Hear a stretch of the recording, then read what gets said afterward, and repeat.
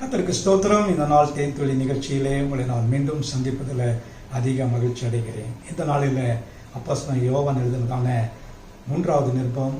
அந்த நிருபத்தில் நேற்றைய தினத்தில் பார்த்தது போல ஒரு தெரிந்து கொள்ளப்பட்ட ஒரு அம்மாள் என்கிறதான ஒரு பெண்ணுக்கு, அவருக்கும் அவருடைய குடும்பத்துக்கும் ஒரு நிருபத்தை எழுதினார்.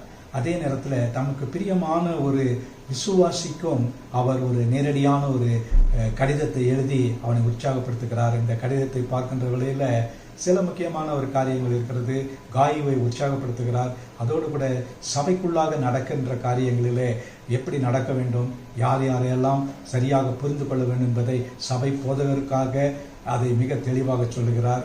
ஊழியம் செய்கிற இடங்களிலே என்னெல்லாம் நடக்கிறது என்பதை அந்த காலத்திலேயே, முதல் நூற்றாண்டிலேயே யோவான் அதை வெளிப்படையாக காட்டியிருக்கிறார். இந்த நாளிலே நாம் பார்க்கக்கூடியதான ஒரு வசனம் என்னவென்று சொன்னால், யாவருக்கும் தெரிந்ததான ஒரு மிக முக்கியமான சிறந்த ஒரு வார்த்தை 3 யோவான் 2வது வசனம். 3 யோவான் 2. பிரியமானவனே காயுவே, உன் ஆத்துமா வாழ்கிறது போல நீ எல்லாவற்றிலும் வாழ்ந்து சுகமா இருக்கும்படி வேண்டுகிறேன்.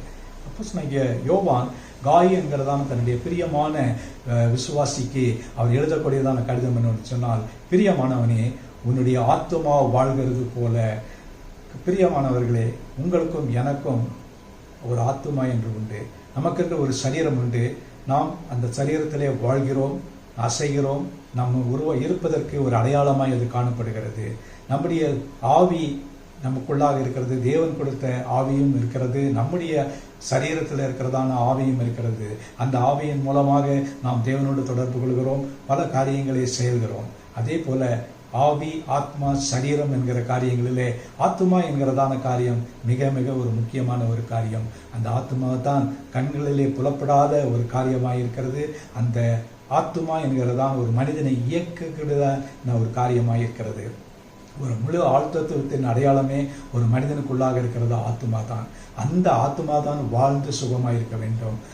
அந்த ஆத்மா கர்த்தருக்குள், இயேசு கிறிஸ்துவுக்குள் அது இருக்குமே என்று சொன்னால், அந்த இது முத்திரிக்கப்பட்டிருக்குமே என்று சொன்னால், பரிசுத்த ஆவியானவருக்குள் வழிநடத்தப்படுமே என்று சொன்னால், அந்த சரீரமும் பலத்து காணப்படும், நல்ல ஒரு ஆசீர்வாதம் கிடைக்கும். உன்னுடைய ஆத்மா வாழ்கிறது போல அது எப்பொழுதும் சிறந்து வாழ்ந்து கொண்டே இருக்கிறது.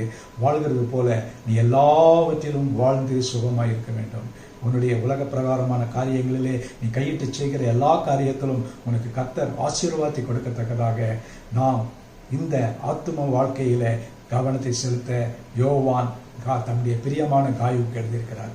இந்த வசனத்தையும் இந்த நாளிலே நமக்கு பிரயோஜனம் உண்டாக்கத்தக்கதாக, பிரியமானவர்களே, ஒவ்வொருவருடைய பெயரை போட்டுக்கொண்டு உங்களுடைய என்னுடைய ஆத்மா வாழ்கிறது போல நீங்கள் எல்லாவற்றிலும் வாழ்ந்து சுகமாயிருக்கும்படி வேண்டுகிறேன் என்று யோவான் சொல்லுகிற காரியம் உங்களுக்கும் எனக்கும் அது உரிய காரியமாக இருக்க ஆண்டவரை நோக்கி பார்ப்போம். நல்ல ஆண்டவரே, நன்றியோடு துதிக்கிறோம், ஸ்தோத்திரிக்கிறோம். ஆண்டவரே, மிக முக்கியமான எங்களுடைய ஆழ்த்தத்துவத்தில் ஒன்றாய் காணப்படுகிற இந்த ஆத்ம பகுதியை குறித்து நீர் பேசினீரே, அதற்காக ஸ்தோத்திரம். இந்த ஆத்மா என்றென்றும் வாழ்கிறது. அந்த ஆத்மா வாழ்கிறது போல நாங்களும் சகல காரியத்திலும், சகல நன்மையிலும், சுகத்திலும், பலத்திலும், ஆரோக்கியத்திலும் வாழ நீங்கள் எங்களுக்கு உதவி செய்ய வேண்டுமா ஜெபிக்கிறோம்.